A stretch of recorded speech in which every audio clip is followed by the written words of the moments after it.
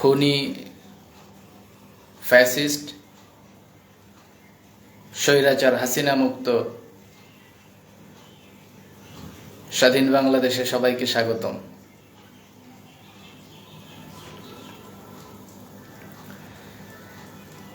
গত প্রায় 1 মাস যাবৎ বাংলাদেশ নিয়ে ব্যস্ত আছিলাম, এই কারণে ফেসবুক লাইভে আসতে পারি নাই। তো এখন আবার রেগুলার পাবেন আশা করছি।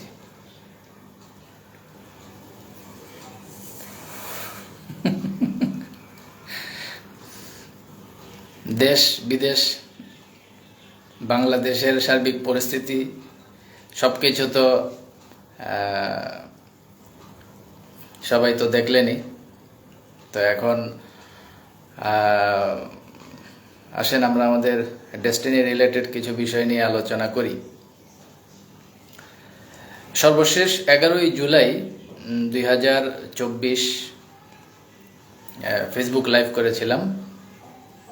তো তারপর আবার 11ই আগস্ট 2024 মানে প্রায় 1 মাস, দীর্ঘ 1 মাস পর আবারও আসলাম আর কি।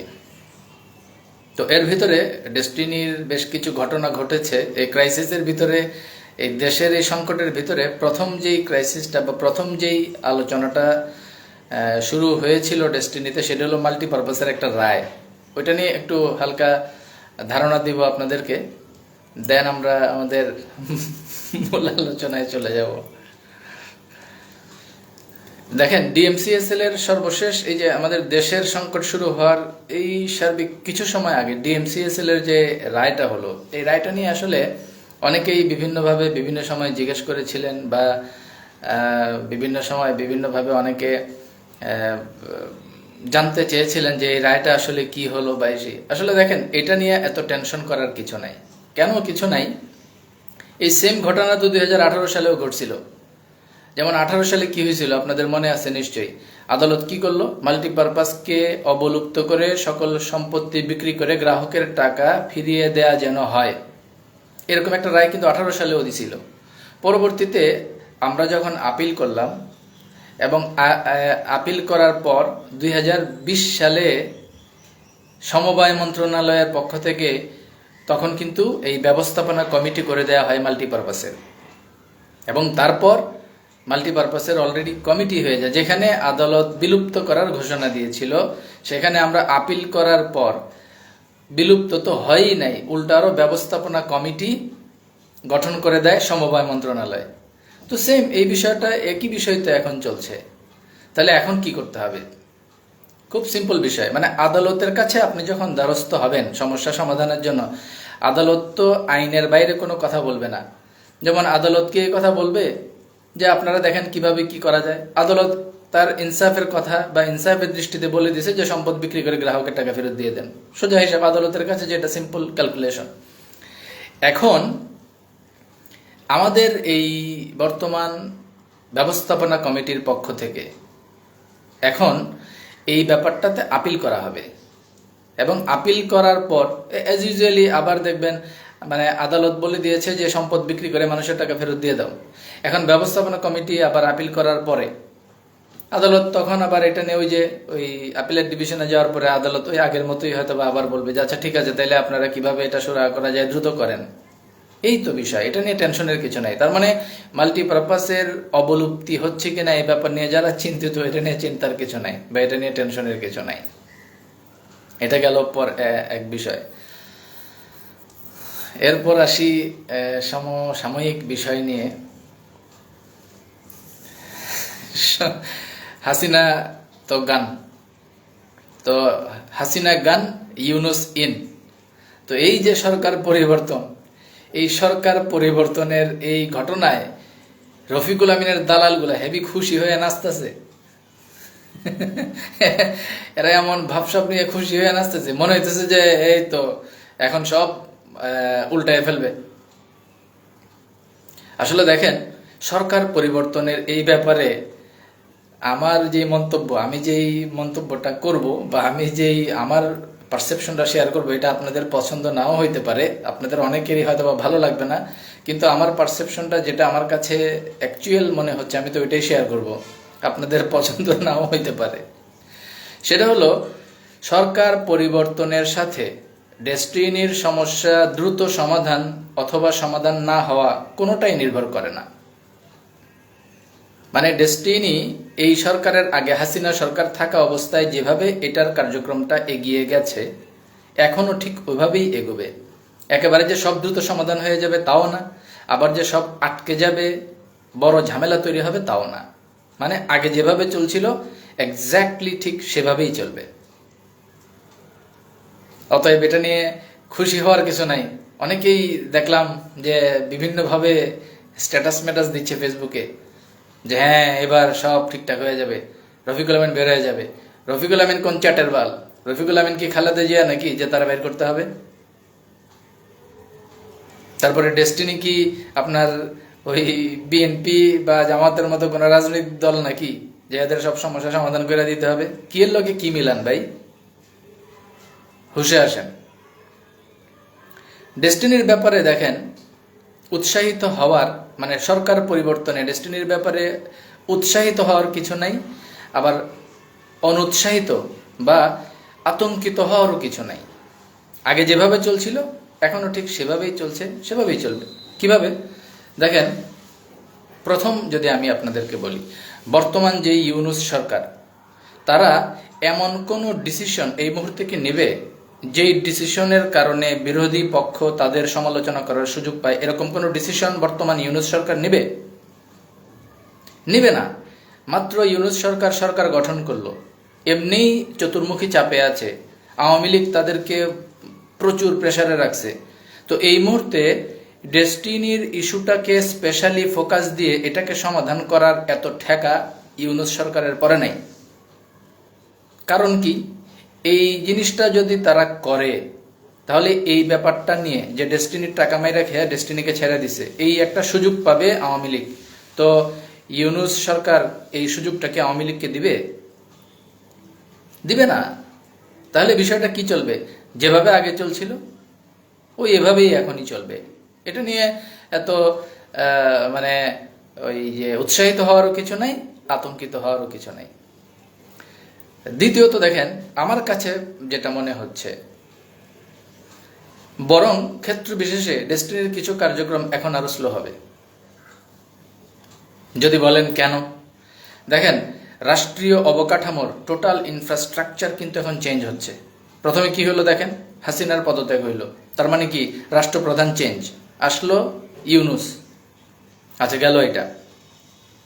বিচারপতির কিন্তু প্রধান বিচারপতির কি হইল, পদত্যাগ হইল, নতুন প্রধান বিচারপতি আসলো।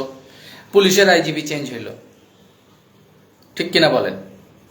তারপরে অ্যাপিলেট ডিভিশনের সকল বিচারপতিকে কিন্তু পদত্যাগ করানো হইল। তারপরে সামগ্রিকভাবে এখন আস্তে আস্তে দেখবেন আরো যেই রাষ্ট্রীয় অর্গানোগ্রাম আছে সবগুলোর ভিতরে একটা পরিবর্তন আসবে। তো অ্যাজ ইউজুয়ালি বিচার বিভাগের টোটাল বিষয়টা তো একটা পরিবর্তন আসবে। তাহলে এখন দেখেন, সে ফর এক্সাম্পল আপনি একজন বিচারক হিসেবে চিন্তা করেন, ধরেন নতুন একজন বিচারক হিসেবে আপনার কাছে দায়িত্ব এসে পড়লো এই ডেস্টিনির ইস্যুটা, সে ফর এক্সাম্পল। তো আপনি কি করবেন? একদম সাথে সাথেই রায়টাই দিয়ে দিবেন, নাকি গত 12 বছর পর্যন্ত বিভিন্নভাবে বিভিন্ন প্রাতিষ্ঠানিকভাবে যারা যারা কাজ করছেন তাদের সমস্ত কিছু স্টাডি করে আপনি আবার জিরো থেকে শুরু করবেন না? যেমন ধরেন নতুন একজনকে দায়িত্ব দেওয়া হলে উনি একদম জিরো থেকে পুরো বিষয়গুলো স্টাডি করে তারপরে সিদ্ধান্তে যাবে।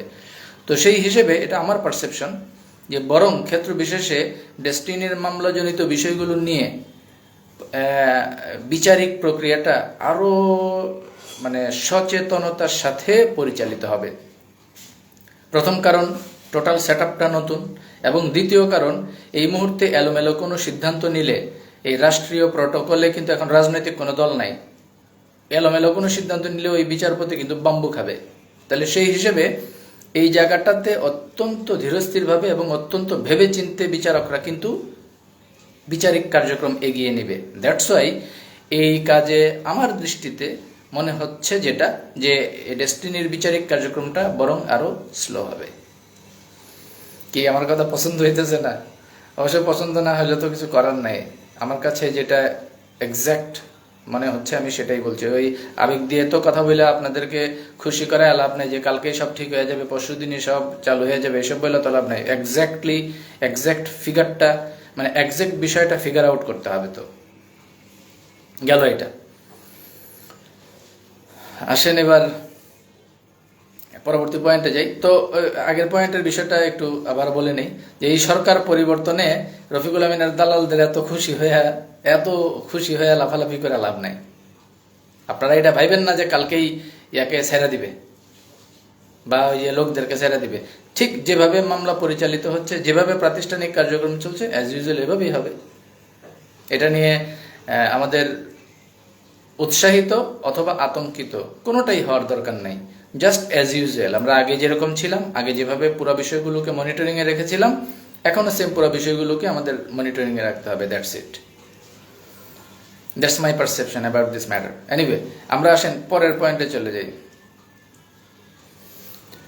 আমাদের ডেস্টিনি 2000 লিমিটেডের হাইকোর্ট অ্যাপয়েন্টেড যে বোর্ড, সেই বোর্ডের যিনি চেয়ারম্যান, ওনার ব্যাপারে বা ওনার কিছু বিষয় নিয়ে এখন ওই রফিকুল আমিনের দালালগুলো বিভিন্নভাবে কিছু নেগেটিভিটি ছড়াইতেছে। এগুলো বিভিন্ন সময় বিভিন্ন তথ্য আমাদের কাছেও আসে। কি বলতেছে জানেন? বলতেছে হাইকোর্ট যে বোর্ড করে দিছে, এটার চেয়ারম্যান যে হ্যাঁ আওয়ামী লীগ, হ্যাঁ এবার খবর আছে, অতএব এবার শেষ। এই কথা বলতেছে এখন, মানে রফিকুল আমিনের যে দালাল যেগুলো আছে না, এগুলো। আচ্ছা, এখন দেখেন এই যে ডেস্টিনির বর্তমান বোর্ডের যিনি চেয়ারম্যান, হ্যাঁ উনি আওয়ামীপন্থী একজন আমলা। আচ্ছা, একটা উদাহরণ দিই আপনাদেরকে। ধরেন সে ফর এক্সাম্পল, ধরেন খুলনা বিভাগের সাতক্ষীরা জেলার ধরেন দেবহাটা উপজেলা। তো দেবহাটা উপজেলায় ছাত্রলীগের যে কমিটি আছে, এই ইউনূস সরকার কি সবাইকে ধরে ফেলবে? না। অথবা ধরেন রংপুরের মিঠাপুকুর উপজেলা, এই উপজেলার ধরেন যত ছাত্রলীগ কমিটি আছে, সবাইকে কি এই সরকার ধরে ফেলবে? না। মানে এই ইউনূস সরকারের কাছ থেকে আইনি প্রক্রিয়ায় আটক বা গ্রেফতার হওয়ার আতঙ্কিত হওয়ার সুযোগ শুধু তাদেরই আছে যারা সরাসরি গুম খুনের সাথে জড়িত ছিল এবং ফৌজদারি অপরাধ করেছে তারা। তো এখন এর বাইরে এই 2-3 কোটি যে আওয়ামী লীগ বা তাদের সমর্থক আছে, সবাইকে কি আটক করবে নাকি ইউনূস সরকার? না। তাহলে এখানে আমাদের ডেস্টিনির বোর্ডের যিনি চেয়ারম্যান, উনি আওয়ামীপন্থী একজন আমলা বা আওয়ামীপন্থী একজন বলতে পারেন, বুদ্ধিজীবী বলতে পারেন। বিভিন্ন সময় উনি টকশো থেকে আওয়ামীপন্থী বা আওয়ামী লীগের পক্ষে উনি টকশো করেছে বিভিন্ন সময়। তো এই লোকটা ধরে কি করে দিবে? তার উপর আরেকটা বিষয় যেটা, এই যে এই বোর্ডকে গঠন করে দিয়েছে কে? হাইকোর্ট। তো হাইকোর্টের গঠন করা বোর্ড এইটার ব্যাপারে অতিরিক্ত এমন কোনো কাজ এই ইউনূস সরকার কি করবে? করবে না। কারণ এই বোর্ড কি ইউনূস সরকারের জন্য থ্রেট? নো। ইউনূস সরকারের জন্য থ্রেট ছিল প্রধান বিচারপতি এবং আপিলের ডিভিশনের যারা বিচারপতি, কারণ তারা জুডিশিয়ারি কু করে আগে সরাই দিতে পারে, তো এদেরকে সরাই দিছে। ইউনূস সরকারের জন্য থ্রেট হইতেছে আইজিপি, চেঞ্জ করে দিছে। ইউনূস সরকারের জন্য থ্রেট হইতেছে অমুক টমুক, এগুলো চেঞ্জ করে দিছে। তো ইউনূস সরকারের জন্য এই ডেস্টিনারি বোর্ড কি থ্রেট নাকি বা হুমকি নাকি যে এদেরকে চেঞ্জ করে ফেলতে হবে? আজব রে ভাই।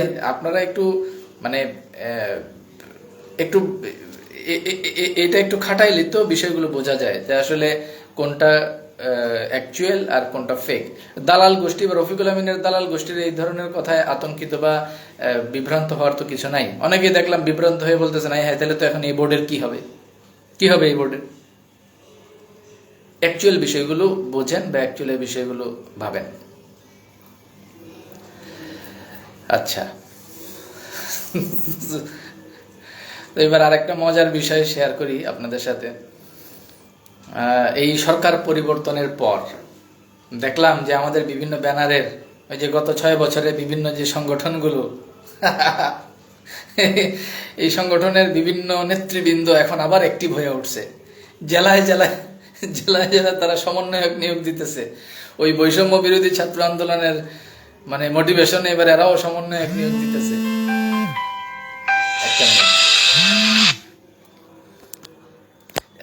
এবার সমন্বয়ক নিয়োগ দিতেছে, আবার মানববন্ধনও করতে চাইতেছে। কিসের ব্যাপারে মানববন্ধন? ওই যে রফিকুল আমিনের মুক্তি বা অন্যান্যদের মুক্তির জন্য মানববন্ধন। আচ্ছা, আমার কাছে এখন যেটা মনে হয়, ডেস্টিনির মাঠের কাজ শেষ,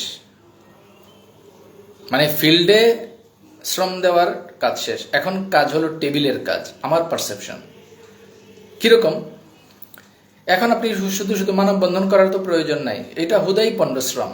শ্রম, সময়, মেধা, অর্থ নষ্ট হবে, এছাড়া আর কিছু না। তবে হ্যাঁ, আমি কাউকে অনুৎসাহিত করতেছি না। কারো যদি এতই হাউস হয়, এতই শখ জাগে, এতই মোটিভেশন থাকে, তো ঠিক আছে, আপনারা যে মানববন্ধন করেন, হুদাই শ্রম, সময়, মেধা, অর্থ দেন, আমার কোনো আপত্তি নাই। কিন্তু আমার ব্যক্তিগত পারসেপশন হলো যে ডেস্টিনির ক্ষেত্রে রাজপথের কাজ আমাদের শেষ। রাজপথের আমাদের আর কোনো কাজ এখন দরকার নাই, প্রয়োজনও নাই। এখন আমাদের টেবিলের কাজ, বোর্ড হয়ে গেছে, টেবিলের কাজ। ওই 1 ঘন্টা রাজপথে না দাঁড়িয়ে এক ঘন্টা ওই যে আলিস সেন্টারে যায় বসে থাকলেও বরং প্রতিষ্ঠানের এখন উপকার হবে। বুঝতে পেরেছেন? তো এগুলো নিয়ে অতি উৎসাহী হয়ে মানববন্ধনে যাওয়া, অনেকে এবার জেলায় জেলায় সমন্বয়ক নিয়োগ দিতেছে, অনেকে আবার মানববন্ধনের প্রস্তুতি নিতেছে। এগুলো ভাই হুদাই পণ্ডশ্রম করেন না। এরপরেও যদি হাউস হয় করেন, আপনাদের যদি এতই খুশি হয়, এতই খুশি লাগে করেন। তবে আমি মনে করি এই মুহূর্তে রাজপথে আমাদের আর সময় দেওয়ার তেমন একটা প্রয়োজন নাই। আমাদেরকে এখন বোর্ডের সাথে সমন্বয় করতে হবে, এবং আমাদের এখন প্রয়োজনে আলিস সেন্টারে 1 ঘন্টা বসে থাকেন, যে তাদের কাজকর্ম দেখেন, ওটাতে লাভ হবে। আশা করি বুঝতে পারছেন। আর আমাদের হাসান সাবরে নিয়ে একটু কথা কই। হাসান সাব তো ইদানিং দেখলাম সাংবাদিক হয়ে গেছে। সাংবাদিক হয়ে গেছে, মানে ওই যে এক্সিলেন্ট মার্কেটিং অ্যান্ড ডিস্ট্রিবিউশনের এমডি, এটা শেষ। তারপরে ইউনাইটেড এক্সিলেন্ট এন্টারপ্রাইজ, এটাও শেষ। তারপরে ডিটুকে অ্যাসোসিয়েটস, এটাও শেষ। সব শেষ। এখন উনি হয়েছে সাংবাদিক, মাইক লয়ে রাস্তায় দেখলাম ঘুরতেছে। করে মাইক লয়ে রাস্তায় এটা ঘুরতে দেন। আর শৈশবের বিষয়টা তো দেখতেছেনি। শৈশব এখন আবার ওই যে মোটামুটি একটু হুঙ্কার আবার দিতেছে, মনে করতেছে যে সব সরকার চেঞ্জ হয়ে গেছে, মানে সরকার চেঞ্জ হয়ে গেছে, এখন মনে হয় ডেস্টিনির সব চেঞ্জ হয়ে যাবে, এরা ভাবতেছে আর কি। তো এদেরটা ভাবতে দেন, আপনাদের বেসিক বিষয়টা নিয়ে আপনারা কাজ করেন। আমি জাস্ট একটা জিনিসই বলবো, যে আমাদের মানে বিচার বিবেচনা দিয়ে যদি আমরা চিন্তা ভাবনা করি, তাহলেই আমরা বুঝতে পারবো যে অ্যাকচুয়ালি কোন কাজটা আমাদের আর কোন কাজটা আমাদের না। তবে হ্যাঁ, এই সরকার পরিবর্তনের এই ধারাটায় এখন যে জিনিসটা হবে, আমরা ফ্রিলি আরো অনেকগুলো কাজ দ্রুত গতিতে করতে পারবো, যেটা এতদিন করা যায়নি। এই ক্ষেত্রে আমাদের বোর্ডের চেয়ারম্যান আওয়ামীপন্থী না বিএনপি পন্থী না জামাতপন্থী, দ্যাট ডাজন্ট ফ্যাক্ট। ওনারা কোর্টের নির্দেশে এসেছেন, আমাদের কার্যক্রমগুলো ওনারা বাস্তবায়ন করে দিবেন, দ্যাটস ইট। যেমন সচিবালয়ে আওয়ামীপন্থী যে সচিব আছে, সব কি বাতিল হয়ে যাবে? বা বিভিন্ন প্রশাসনে যে আওয়ামীপন্থী লোকজন আছে, সব কি বাতিল হয়ে যাবে নাকি? তাহলে ওই ব্যক্তিগুলো, তারও যদি বাতিল না হয়, এই ডেস্টিনির বিষয়গুলো নিয়ে আপনার ওই বোর্ডের চেয়ারম্যান, ওনার সমস্যা হবে, আর রফিকুল আমিনের দালালগুলো লাফাইতেছে, এটাতে আপনারা আবার টেনশন করেন। এটা একটা কথা রে ভাই। হুদাই এসব নিয়ে টেনশনের কিছু নাই। দেশ স্বাধীন হয়ে গেছে, সব সমস্যা, রাষ্ট্রীয় অর্গানোগ্রামের অনেক জটিলতা কমে গেছে। আমাদের বেসিক কাজ যেটা, আমরা আমাদের বেসিক কাজ করে যাই, যেটা আমি শুরুতেই বলছিলাম, যে এত আমাদের উৎসাহিত হওয়ারও কিছু নাই, আবার আতঙ্কিত হওয়ারও কিছু নাই। অ্যাজ ইউজুয়ালি যে বিষয়গুলো আমাদের কাজ চলছিল এবং অ্যাজ ইউজুয়ালি যে বিষয়গুলো চলছে, সেগুলো নিয়ে আমরা আমাদের মতো করে ধারাবাহিকভাবে কাজ করে যাব। এই তো আজকে আপাতত এতটুকুই। প্রায় দীর্ঘ 1 মাস পরে লাইভে আসলাম। নেক্সট ডে আরও কিছু সুনির্দিষ্ট বিষয় নিয়ে আলোচনা করব, কারণ গত 1 মাস দেশ ছিল অস্থির। তো একটা দেশ যখন অস্থির থাকে, তখন দেশের সবাই তো অস্থির থাকে, সকল নাগরিক সবাই অস্থির ছিলাম আমরা। তো এখন যেহেতু দেশ একটা মোটামুটি স্থিতিশীল পর্যায়ে এসেছে, আমরা আশা করব দেশও ভালোর দিকে যাবে এবং ডক্টর মোহাম্মদ ইউনূস অত্যন্ত জ্ঞানী, বিজ্ঞ এবং অত্যন্ত সজ্জন একজন ব্যক্তি। আমরা আশা করছি বাংলাদেশকে উনি একটা সুন্দর সমৃদ্ধ সমৃদ্ধ একটা পথে বাংলাদেশকে নিয়ে যাবেন, আমরা এই আশা করছি। আর এই ফরম্যাটের মাধ্যমে ডেস্টিনিও তার কাঙ্ক্ষিত লক্ষ্যে পৌঁছে যাবে এবং সার্বিক বিষয়গুলো আরও গতিশীলভাবে এগিয়ে যাবে এবং একই সাথে ৪৫ লক্ষ মানুষের যে কর্মসংস্থান, এটাকে দ্রুততম সময়ে হয়তো বা আমরা আরও ফাংশনাল ফরম্যাটে দেখতে পাবো বলে আশা করছি। তো আজকে আপাতত এতটুকুই। নেক্সট লাইভে আমরা আরও কিছু বিষয়ভিত্তিক বিষয় নিয়ে আলোচনা করব। সবাই ভালো থাকেন। আসসালামু আলাইকুম।